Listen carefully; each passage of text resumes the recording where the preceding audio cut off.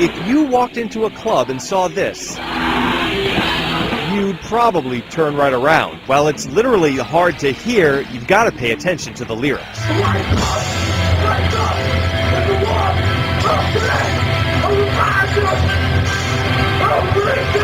You'd let one of these kids babysit your children. You'd probably be psyched if your daughter brought one home.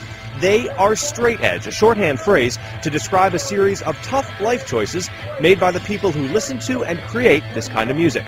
They refuse to drink, refuse to smoke, and they don't do drugs. Most refrain from promiscuous sex. A lot are even vegetarians. They just all happen to love themselves some really loud music.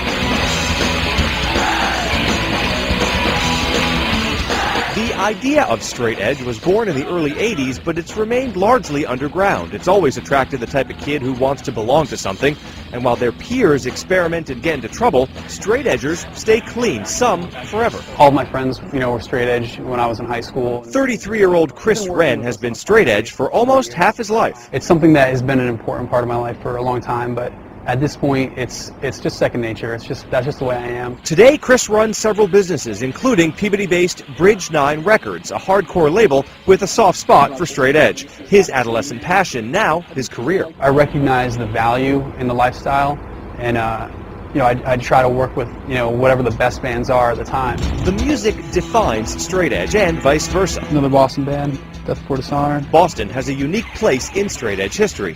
Dozens of bands got started here, and thanks in part to a vibrant college community, they flourished. Back in 1999, Fox 25 introduced you to Pete Marr, then the frontman for a popular band, In My Eyes. Straight edge is something to me that I hold very dear to myself, and it's something that, I've set up a discipline for myself. Pete wasn't kidding. He's now been straight edge for almost a quarter of a century. I'm going to be straight edge whether I put the words straight edge to it, whether I'm going to shows anymore, whether I'm listening to straight edge bands. I just don't want to drink, I just don't want to do drugs. It's just something that I don't need. Straight edge hasn't developed without controversy. By the late 90s, factions had turned violent. Kids who drank at straight edge shows might find themselves slashed or beaten up. You hear stories about them going to people smoking cigarettes and ripping the cigarettes out of their mouths, But for this generation, that's old news. Here's something from when we played in Japan. After 7 years of touring the world, Pat Flynn's band, Have Heart, called it quits just last month. Their final show at the 10th annual Edge Day, a concert held every year in or around Boston. It's a very aggressive, rambunctious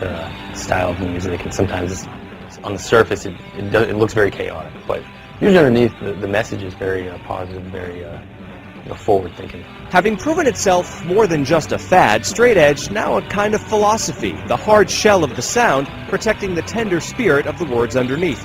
All about coping with life, being honest, respecting your community.